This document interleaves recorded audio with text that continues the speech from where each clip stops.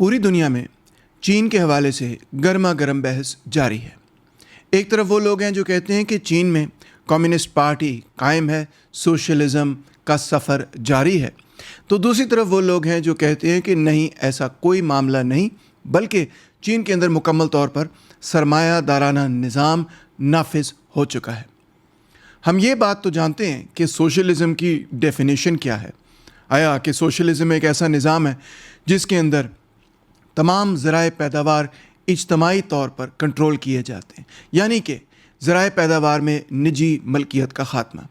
तो चीन की तरफ अगर आप एक नज़र दौड़ा लें तो आपको ये नज़र आएगा कि चीन के अंदर कम से कम कई ब्रांचेज़ में, कई इंडस्ट्रीज़ में निजी मलकियत कायम है। इसमें कोई शक नहीं कि चीन की मईशत एक मिक्स्ड इकॉनमी है, जिसमें कुछ हिस्से स्टेट कंट्रोल्ड हैं और कुछ हिस्से निजी सरमायादारों के कंट्रोल में हैं।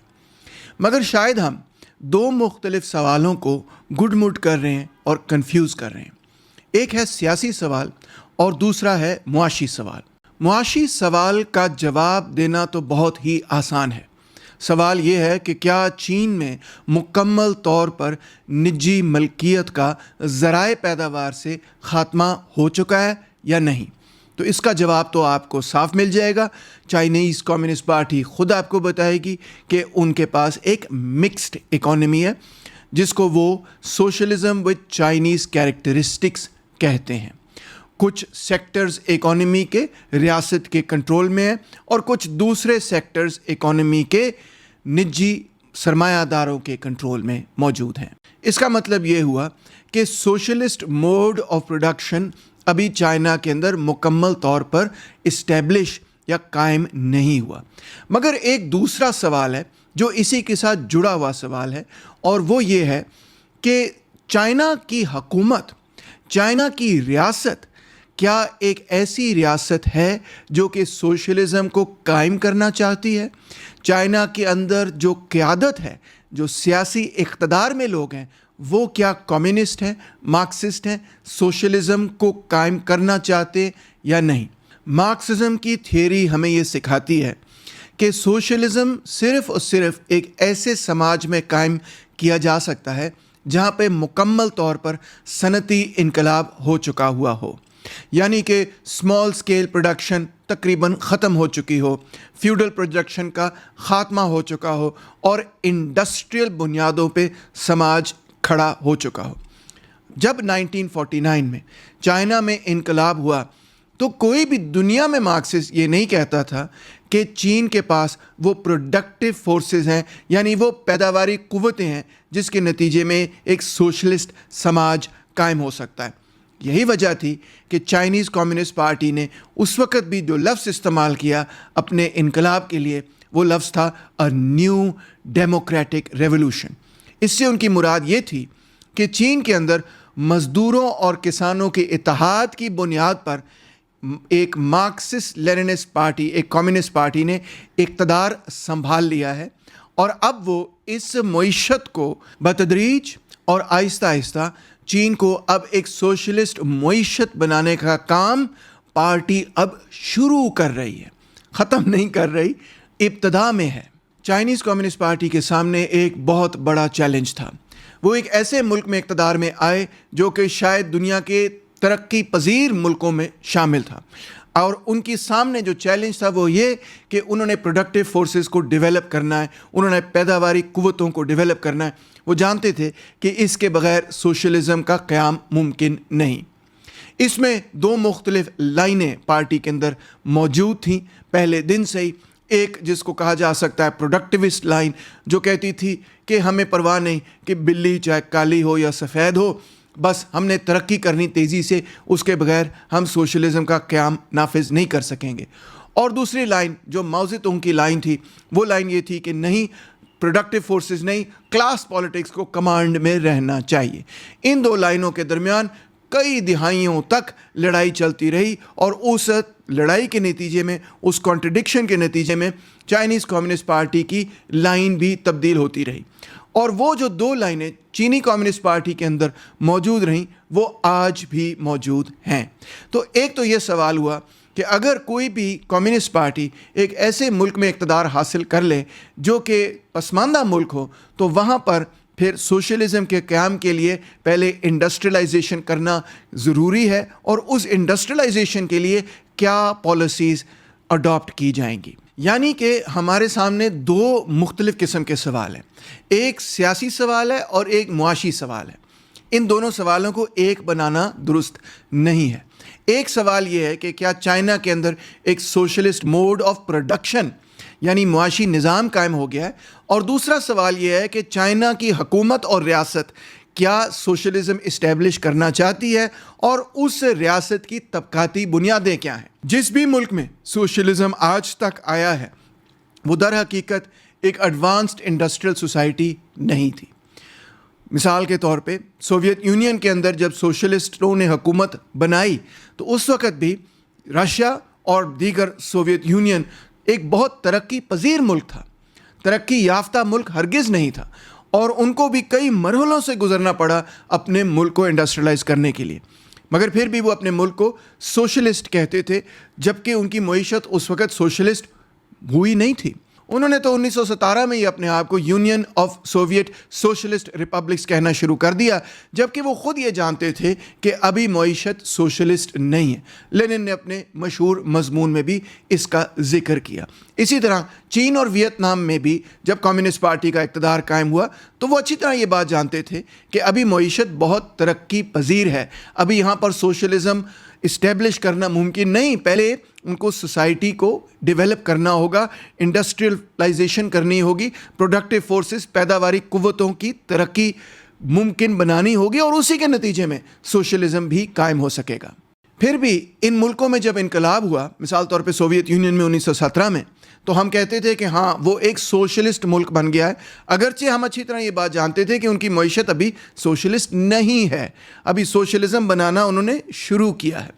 اسی طرح چین میں جب 1949 میں انقلاب ہوا تو ہم کہتے تھے چائنا بھی سوشلسٹ ہو گیا، وہاں کمیونسٹ پارٹی کا اقتدار قائم ہو گیا۔ ہم یہ کیوں کہتے تھے؟ اس وجہ سے نہیں کہ ہم سمجھتے تھے کہ چین کے اندر سوشلسٹ موڈ آف پروڈکشن قائم ہو چکا ہے، مگر اس وجہ سے کہ ہم سمجھتے تھے کہ مزدوروں اور کسانوں نے اقتدار حاصل کر لیا ہے، کمیونسٹ پارٹی نے اقتدار حاصل کر لیا ہے، اس لیے ہم کہتے تھے کہ چین سوشلسٹ ہے۔ اسی طرح جب ویتنام کے اندر 1975 کے اندر کمیونسٹوں نے اقتدار حاصل کیا ایک بہت لمبی جنگ کے بعد، تو ساری دنیا یہ بات جانتی تھی کہ ویتنام کے اندر سوشلزم اسٹیبلش ہو نہیں گیا، سوشلسٹ اقتدار میں آئے ہیں اور اب سوشلزم کو اسٹیبلش کریں گے، انڈسٹریلائزیشن کریں گے۔ تو ریاست کے حوالے سے جب بھی ہم یہ سوال کرتے ہیں کہ کیا وہ سوشلسٹ ریاست ہے یا نہیں، ہم یہ نہیں سوال کر رہے ہوتے کہ موڈ آف پروڈکشن اس کا سوشلسٹ ہے، بلکہ ہم یہ سوال کر رہے ہوتے ہیں کہ سیاسی اقتدار میں کون سا طبقہ ہے، کون سی پارٹی ہے، کون سا نظریہ ہے، کیا مارکسسٹ سیاسی اقتدار میں ہے، کیا مزدوروں اور کسانوں کا اتحاد سیاسی اقتدار میں، یا کیا سرمایہ دار اور جاگیردار سیاسی اقتدار میں ہے۔ تو لہٰذا چین کے حوالے سے بھی سوال در حقیقت یہ ہے کہ چائنا کے اندر جو قوتیں سیاسی اقتدار رکھتی ہیں، جن قوتوں کی بنیاد پر ریاست قائم ہے، وہ طبقاتی قوتیں کون سی ہیں؟ آیا کہ کیا سرمایہ دار اور جاگیردار چین کے اندر سیاسی اقتدار رکھتے ہیں یا نہیں؟ ویتنام کے اندر کیا سرمایہ دار سیاسی اقتدار رکھتے ہیں، یا پھر کمیونسٹ پارٹی جو کہ مزدوروں اور کسانوں کی پارٹی ہے اور مزدوروں اور کسانوں کی طبقاتی بنیادوں پر قائم شدہ ایک ایسی پارٹی ہے جس نے تاریخ میں انقلاب کیا ہے، وہ اقتدار رکھتی ہے؟ ان دونوں چیزوں میں بہت بڑا فرق ہے۔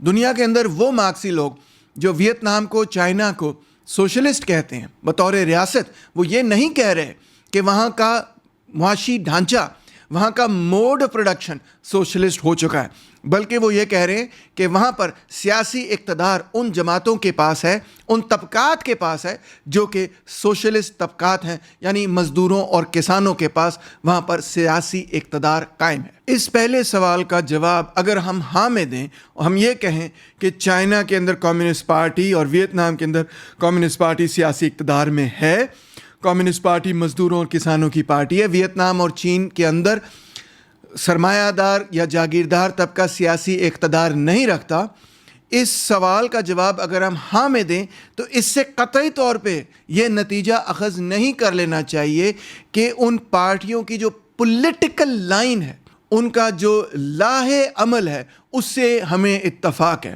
ہم ان کے لاہے عمل سے اختلاف کرتے ہوئے بھی یہ کہہ سکتے ہیں کہ وہاں پر اقتدار، سیاسی اقتدار سرمایہ داروں اور جاگیرداروں کے پاس نہیں ہے، کسی اور طبقے کے پاس ہے، مزدوروں اور کسانوں کے پاس ہے۔ اب یہ ڈیبیٹ تو بہت لمبی ہے اور اس میں تفصیل میں ایک ویڈیو میں تو جایا نہیں جا سکتا، مگر آپ کو 8 نکات دوں گا جس کے بارے میں بس آپ سوچئے گا۔ یہ کوئی ڈیفینیٹیو 8 نکات نہیں ہیں کہ جس کے نتیجے میں یہ ڈیبیٹ ایک ہی دفعہ میں ختم ہو جائے، مگر بہرحال مجھے امید ہے کہ they will give you food for thought. پہلی بات یہ ہے کہ چائنا کے اندر آئینی اعتبار سے چین کیا کہتا ہے۔ چینی آئین کا آرٹیکل نمبر 1 کہتا ہے کہ چین ایک سوشلسٹ ریاست ہے۔ عوامی جمہوری چین ایک سوشلسٹ ریاست ہے جو محنت کش طبقے کی قیادت میں مزدوروں اور کسانوں کے اتحاد پر مبنی عوامی جمہوری آمریت کے تحت قائم ہے۔ یہ چائنا کی کانسٹیٹیوشن کا پہلا آرٹیکل ہے۔ پھر مزید حکمران جماعت چینی کمیونسٹ پارٹی ہے جو مارکسزم، لیننزم اور چینی خصوصیات کی حامل سوشلزم کو اپنی نظریاتی بنیاد قرار دیتی ہے۔ آپ نے سن لیا کہ یہ چین کے آئین کا پہلا آرٹیکل ہے۔ دوسرا نقطہ یہی ہے کہ چائنا کے اندر آج بھی ایک کمیونسٹ پارٹی اقتدار میں ہے۔ وہ پارٹی ریاست، عدلیہ، فوج، میڈیا پر مکمل کنٹرول رکھتی ہے اور انفیکٹ معیشت پر بھی کنٹرول رکھتی ہے۔ یہ کوئی معمولی بات نہیں کہ جیسے پارٹیاں تو آتی جاتی رہتی ہیں پاکستان کے اندر، بلکہ یہ ایک مارکسسٹ لیننسٹ ماڈل کی پارٹی ہے جس نے کہ تقریباً تمام چین کے تمام مختلف ادارے اپنے ماتحت رکھے ہوئے اور ان کو وہ ایک لیننسٹ طریقے پہ چلاتے ہیں۔ چینیوں کا خود یہ کہنا ہے کہ اس پارٹی کے بغیر، اس پارٹی کے سٹرکچر کے بغیر، اس پارٹی کے ڈھانچے کے بغیر اور اس پارٹی کی جدوجہد کے بغیر چائنا اپنی سینچری آف ہیوملیشن سے باہر نہیں آ سکتا تھا اور پھر مزید اتنی تیزی سے انڈسٹریلائزیشن نہیں کر سکتا تھا۔ یہ پارٹی آج بھی کہتی ہے کہ یہ مارکسزم پر قائم ہے۔ ہمیں ان سے لاکھ اختلاف ہے اور ہونا چاہیے اور ہوگا، مگر بہرحال ایک ایسی جماعت جو کہ اپنے آپ کو مارکسسٹ کہتی ہے چین کی کمانڈنگ پوزیشن میں ہے۔ تیسرا نقطہ یہ کہ معاشی اعتبار سے بھی آپ یہ دیکھیں کہ چائنا کے اندر جو commanding heights of the economy ہے، یعنی کہ جو سب سے اہم ترین شعبے ہیں، وہ آج بھی ریاستی کنٹرول میں ہیں۔ چین میں اگرچہ نجی کاروبار موجود ہیں لیکن اہم شعبے ریاست کے کنٹرول میں آج بھی موجود ہیں۔ اس میں شامل ہے مثال کے طور پہ توانائی، پیٹرو چائنا اور سینو پیک مکمل طور پہ پاور سیکٹر کو کنٹرول کرتے ہیں۔ اس میں شامل ہے ٹیلی کمیونیکیشن، چائنا موبائل اور چائنا ٹیلی کام مکمل طور پہ کمیونیکیشنز کو کنٹرول کرتے ہیں۔ اس میں شامل ہے فائنینس اور بینکنگ۔ چائنا کے 4 بڑے بینکس، چاروں سب سے بڑے بینکس بنیادی طور پہ اسٹیٹ کنٹرولڈ ہیں۔ وہاں پہ کمرشل بینکنگ، باہر والے دوسرے بینکس کی برانچز موجود ضرور ہیں، مگر معاشی اعتبار سے اگر چین کے فائنینشیل سٹرکچر کو کوئی چیز کنٹرول کرتی ہے تو وہ چائنا کے اسٹیٹ اونڈ بینکس ہیں۔ ہوائی جہاز کا سفر، ریلویز، بڑی انفراسٹرکچر کی کمپنیاں، یہ سب چیزیں چائنا کے اندر ریاست کے اپنے کنٹرول میں۔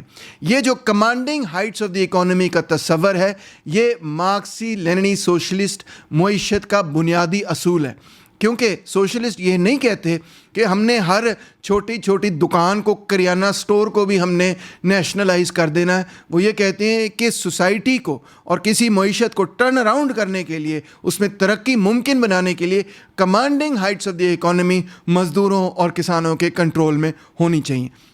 چین کے اندر آج بھی سب سے اہم جو سیکٹرز ہیں، خاص طور پہ میں کہوں گا بینکنگ، چائنا کے اندر بیسکلی ریاست کے کنٹرول میں۔ پھر مزید یہ کہ چائنا کے اندر اگرچہ سرمایہ داری کا ایک سیکٹر ضرور ہے، مگر وہ سرمایہ داری بھی مرکزی منصوبہ بندی کے کنٹرول میں۔ چین میں آج بھی 5 سالہ منصوبے باقاعدگی سے ترتیب دیے جاتے ہیں اور جو کیپٹلسٹ سیکٹر ہے وہ بھی در حقیقت ان کے 5 سالہ منصوبے کا ایک حصہ ہوتا ہے۔ پھر مزید کیونکہ ان کے پاس منصوبہ بند معیشت ہے، وہ غربت کے خاتمے کے لیے کام کر رہے ہیں، صنعتی ترقی کے لیے، ٹیکنالوجی میں خود کفالت وغیرہ کے لیے، ان سب چیزوں کے لیے باقاعدہ پلاننگ سے آگے بڑھ رہے ہیں۔ National development and reform commission ترقی کی رہنمائی میں اہم کردار ادا کرتا ہے۔ یہ ریاستی منصوبہ بندی کی اہمیت کو ظاہر کرتا ہے جو سوشلسٹ معیشت کی پہچان ہے۔ کیونکہ چائنا کے اندر ایک منصوبہ بند معیشت بہرحال قائم ہے، تو اسی لیے وہ ایک بہت بڑے پیمانے پر غربت کے خاتمے کے لیے کام کرتے آئے ہیں۔ چین نے 80 کروڑ سے زائد افراد کو غربت سے نکالا ہے۔ چین کے اندر 2012 کے بعد ایک نئی پالیسی شی جن پنگ کی قیادت میں نافذ کی گئی ہے جس کا نام ہے مشترکہ خوشحالی، یعنی کہ کامن پراسپیرٹی۔ اور وہ اب یہ کہہ رہے ہیں کہ بے شک گروتھ سلو ڈاؤن ہو، مگر ہماری پہلی پرائیورٹی یہ ہے کہ ہم نے سب کو خوشحال بنانا ہے۔ آپ یہ دیکھ سکتے ہیں کہ حکومت نے 2020 کے اندر یہ دعویٰ کیا کہ انہوں نے انتہا کی غربت کا مکمل طور پہ خاتمہ کر دیا ہے، یعنی کہ ایکسٹریم پاورٹی مکمل طور پر ختم ہو چکی ہے۔ یعنی چین میں اس وقت عدم مساوات کم کرنے، دولت کی دوبارہ تقسیم اور ارب پتی طبقے کو قابو میں لانے پر زور دیا جا رہا ہے، اور یہ اسی لیے ممکن ہے کیونکہ چائنا کے اندر آج بھی نمبر 1 کمیونسٹ پارٹی اقتدار میں ہے، اور نمبر 2 چائنا کے اندر ایک منصوبہ بند معیشت بھی قائم ہے۔ چھٹا نقطہ یہ کہ چائنا کا پورا ماڈل مارکسزم سے نظریاتی وابستگی رکھتا ہے۔ پارٹی عہدیداروں کے لیے مارکسی نظریہ سیکھنا لازمی ہے۔ پارٹی اسکولز، تعلیمی ادارے اور بیوروکریسی کو سوشلسٹ نظریات پر تربیت دی جاتی ہے۔ میں چائنا گیا تو مجھے پتہ چلا وہاں پہ 70,000 ایسا یونیورسٹی پروفیسر ہے جو ہر یونیورسٹی کے اندر مارکسزم کے کورسز پڑھاتا ہے۔ پارٹی اپنی حکمرانی کو تاریخی مادیت، طبقاتی جدوجہد اور قومی حیا کے تناظر میں پیش کرتی ہے۔ بلکہ آپ شی جن پنگ کے تقریریں سنیں، وہ یہی کہتے ہیں کہ اگر چین نے ترقی کی ہے تو اس کا راز، اس کی وجہ ہے مارکسزم۔ آخری نقطہ یہ ہے کہ چین کے اندر محنت کش اور کسان طبقے کی پاکستان اور انڈیا جیسے ملکوں سے بالکل ہی مختلف اہمیت ہے۔ آج بھی پارٹی خود کو محنت کشوں اور کسانوں کی جماعت قرار دیتی ہے۔ دیہی زمینیں نجی ملکیت میں نہیں بلکہ اجتماعی ملکیت میں ہیں، بلکہ ریزیڈینشل پراپرٹی بھی، لینڈ، بنیادی طور پہ اجتماعی ملکیت، اسٹیٹ پراپرٹی کا حصہ ہے۔ مکان، گھر لوگوں کی نجی ملکیت ہے، مگر زمین ریاست کی اپنی ملکیت رہتی ہے۔ دنیا کا سب سے بڑا trade union All China Federation of Trade Unions ACFTU آج بھی چین کے اندر موجود ہے۔ چین کی سیاسی پارٹی کی لائن کے حوالے سے ہم ڈیبیٹ کر سکتے ہیں، ہمیں اس سے اختلاف ہے۔ سوویت یونین نے دنیا بھر کے انقلابوں کو سپورٹ کیا، ویسا کسی قسم کا کوئی کردار ہمیں چین کے حوالے سے نظر نہیں آتا۔ اور بھی کئی ساری چیزوں پر اختلاف ہو سکتا ہے، مگر جو اہم سوال ہے جو میں آپ کے سامنے رکھنا چاہتا ہوں، جس کا جواب چند نکات میں دینے کی کوشش کی ہے، وہ یہ ہے کہ کیا چین کے اندر سرمایہ دار سیاسی اقتدار رکھتے ہیں یا پھر کوئی اور طبقہ؟ اگر تو سرمایہ دار سیاسی اقتدار نہیں رکھتے اور سیاسی اقتدار آج بھی ایک ایسی جماعت کے پاس ہے جو کہ مزدوروں اور کسانوں کی طبقاتی بنیاد پر کھڑی ہے، اگرچہ اس کی سیاسی لائن ہم درست نہیں سمجھتے، تو پھر چین کو اس کیٹیگری میں نہیں ڈالا جا سکتا جس کیٹیگری میں ان ملکوں کو ڈالا جاتا ہے جہاں پہ براہ راست سرمایہ دار طبقہ سیاسی اقتدار رکھتا ہے۔ اس پر سوچئے اور اپنے سوال ضرور بھیجیے۔ بہت شکریہ۔